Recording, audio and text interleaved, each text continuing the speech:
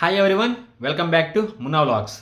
మీ అందరికీ తెలుసు, యాక్చువల్లీ ఆంధ్రప్రదేశ్లో అయితే 14వ తారీఖే మన ఈ ఎస్ఐఆర్ సర్వే అయితే ప్రోగ్రామ్ కంప్లీట్ అవ్వాలి. కానీ స్టేట్ గవర్నమెంట్ ఇంకో 10 డేస్ అయితే పెంచారని చెప్పి స్టేట్ ఎలక్షన్ కమిషన్ అయితే మన నుంచి ఇన్ఫర్మేషన్ అయితే వచ్చింది. సేమ్ అలాగే తెలంగాణలో కూడా ఒక 10 డేస్ అయితే ఎక్స్టెండ్ చేస్తున్నారు. సో మ్యాక్సిమం ఆంధ్రప్రదేశ్లో ఇచ్చిన 30 డేస్ లిమిట్ అయిపోవడంతో 99% నాకు తెలిసినంతవరకు 100% డిజిటలైజేషన్ కూడా చేసేసారు. అంటే మీ ఓట్స్ని మ్యాపింగ్ కూడా చేసేసారు. మీరు గనక మ్యాపింగ్ చేయించుకోకపోతే దాన్ని నో మ్యాపింగ్ కింద లేదంటే అన్ట్రేసబుల్ కింద కానీ అదైతే సబ్మిట్ కూడా చేసేసి ఉంటారు. మీ అందరికీ చాలా అంటే ఒక డౌట్ ఎప్పటి నుంచో మన వీడియోస్లో మీరు అడుగుతున్నారు. సార్, నేను డాక్యుమెంట్లు ఇచ్చాను, ఎన్యుమరేషన్ మీద ఫామ్ సైన్ చేసి ఇచ్చాను, ఇంతకీ బిఎల్లో నాది ఈ సబ్మిట్ చేశారా లేదా అన్నది ఎలా తెలుసుకోవాలని కదా, వాళ్ళ కోసమే ఇంట్రెస్టింగ్ అంటే చాలా ఇంపార్టెంట్ వీడియో.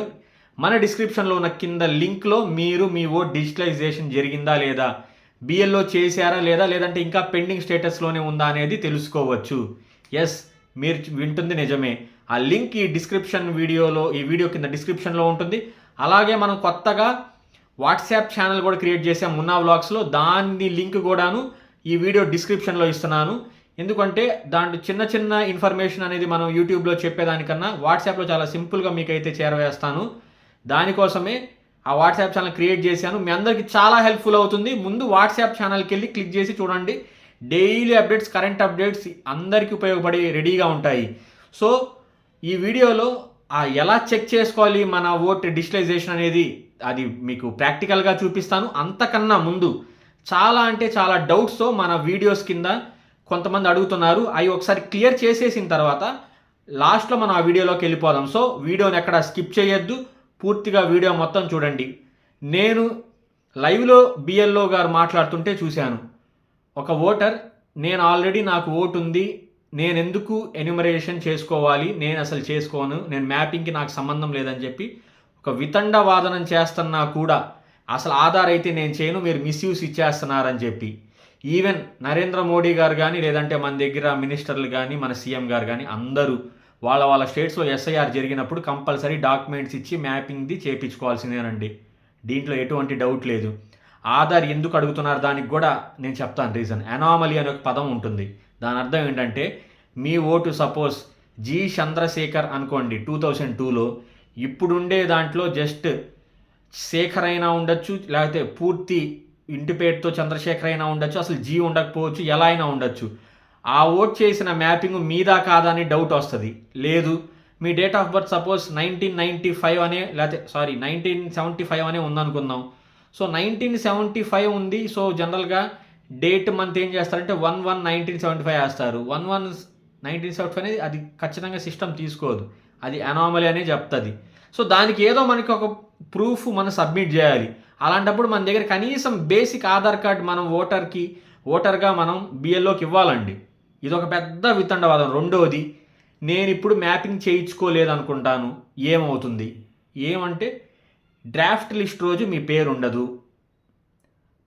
అప్పుడు ఏం చేస్తారు? అప్పుడు మళ్ళీ బిఎల్ఓ మీ దగ్గరికి వస్తారు. ఎక్కడైతే ఈ ఓట్లు ఎగిరిపోతాయో, డెత్ రీజన్తో ఎగిరిపోవచ్చు, డబల్ ఓటు, లేదంటే డూప్లికేటు, పర్మనెంట్ మైగ్రేషను, లేదంటే ఏ రీజన్తోనైనా, లేదా నువ్వే వెళ్ళి మ్యాపింగ్ చేసుకోకపోవటం వల్ల, ఎలాంటి రీజన్ వల్ల ఓటు ఎగిరిపోతే ఆ ఓటు ఎగిరిపోయిన వాళ్ళందరికీ నోటీసులు ఇస్తారు. ఆ నోటీస్ ఇచ్చినప్పుడు మనకు తెలిసిన 11 డాక్యుమెంట్లతో సహా అక్కడికి వచ్చి లైవ్లో ఏఈఆర్ఓ కానీ ఈఆర్ఓ గారి దగ్గర మనం మీకు ఆ బిఎల్ఓ చెప్తారు, ఆ నోటీస్లో ఉంటుంది. అక్కడికి వచ్చి మీరు ఈ భారతదేశ పౌరుడే, నేను ఓటర్ని అని చెప్పి అక్కడే నిరూపించుకోవాలి. సో ఇంత తతంగం అవసరమా? మీరు అంటే టూ మచ్ ఆఫ్ స్మార్ట్గా నేను బిహేవ్ చేస్తున్నాను, నేను డేటా ఇవ్వను అనుకుంటే ఇవన్నీ చేయాల్సి వస్తుంది. అప్పుడు ఓటు ఖచ్చితంగా మీరు అప్పుడు నోటీస్కి వచ్చి కూడా చూపించుకోకపోతే అప్పుడు కూడా మీ ఓటు పోతుంది. సో 2002లో నాకు ఓట్ లేదు, మా పేరెంట్స్ ఓటేమో అప్పటికి లేదు, మా గ్రాండ్ పేరెంట్స్ కనిపించలేదు, కానీ ఏం చేయాలనుకునే వాళ్ళకి ఇదేనండి, మీకు నోటీస్ వస్తుంది. ఆ నోటీస్ తీసుకొని మీ 11 డాక్యుమెంట్స్ లైక్ పాస్పోర్ట్, క్యాస్ట్, లేదంటే రెసిడెన్సు, బ్యాంక్, ఇన్సూరెన్స్ పాలసీస్ కానీ ఏదైనా ఉంటే ఇవన్నీ తీసుకొని కుదిరితే, అంటే మీరు యంగ్ ఓటర్ అయితే మీ పేరెంట్స్ డీటెయిల్స్ కూడా తీసుకొని వెళ్ళి నిరూపించుకోవాల్సి ఉంటుంది. దీంట్లో ఎటువంటి డౌట్ లేదు, ఇదే జరగబోయేది. అంటే మన ఆంధ్రప్రదేశ్లో అయితే 24 తర్వాత జరగబోయేది కార్యక్రమం ఇదే. ఆఫ్టర్ డ్రాఫ్ట్ లిస్ట్ నోటీసులు ఇవ్వడం మొదలు పెడతారు. సో ఎందుకు మ్యాపింగ్ చేయించుకోవాలనే ప్రతిసారి ఈ గందరగోళం అయితే అవసరం లేదు. రెండోది, నేను రైట్ సైడ్ రాయాల్సింది లెఫ్ట్ సైడ్ రాశాను, లెఫ్ట్ రాయాల్సింది రైట్ సైడ్, మీరు ఎలా రాసినా కూడా మ్యాపింగ్ అయితే చేయించుకోవాలండి. అంటే చిన్న పెద్ద కరెక్షన్స్ ఉంటే వైట్నర్ యూజ్ చేసుకుంటారు, కానీ పెద్ద ఇబ్బంది ఏం లేదు. చాలామంది మనకి ఈ మ్యారేజెస్ అయిన వాళ్ళది మళ్ళీ ఒక కేసు చెప్తాను, కొంచెం జాగ్రత్తగా అర్థం చేసుకోండి. 2002లో ఆ లేడీకి మ్యారేజ్ అయింది. 2002లో వాళ్ళ భర్త ఉన్నారు కాబట్టి తనకు ఓటు లేదు, కనిపించలేదు, సో నేను భర్త ద్వారా మ్యాప్ చేసుకుంటానంటే కుదరదండి. మ్యారీడ్ ఉమెన్ అనే కాన్సెప్ట్లో ఎక్కడాను భర్త ద్వారా మ్యాపింగ్ పద్ధతి లేదు. మ్యాపింగ్ అనే పద్ధతి కేవలం తల్లిదండ్రులు, గ్రాండ్ పేరెంట్స్, అర్థమైంది కదా, వీళ్ళ ద్వారానే మ్యాపింగ్ చేస్తారు. చాలామంది మనకి మావిడి ఓటుని నా ద్వారా మ్యాపింగ్ చేయొచ్చా అని చేయడానికి కుదరదు. సో మీకు అర్థమై ఉంటుంది మ్యాపింగ్ యొక్క ఈ కేసు ఒకటి. నెక్స్ట్ మ్యాపింగ్ చేయించుకోకపోతే ఏమవుతుంది, నెక్స్ట్ నో మ్యాపింగ్ ఉన్న కేసులో ఏం చేస్తారని ఇప్పుడు నాకు తెలిసి మీకు కొంచెం ఐడియా ఉంటుంది. ఇప్పుడు మీరు మ్యాపింగ్ చేసుకున్నారు, ఓటంతా అయిపోయిందని మీరు అనుకుంటున్నారు, డేట్ కూడా ఎక్స్టెండ్ చేసినా కూడా మీకు ఒక డౌట్, నా ఓట్ మ్యాప్ చేయించుకోవటం ఎలా అని. ఇప్పుడు ఆ వీడియోలో మీకు చూపిస్తాను, చాలా క్లియర్ కట్గా అర్థం చేసుకోండి, వీడియోని స్కిప్ చేయొద్దు.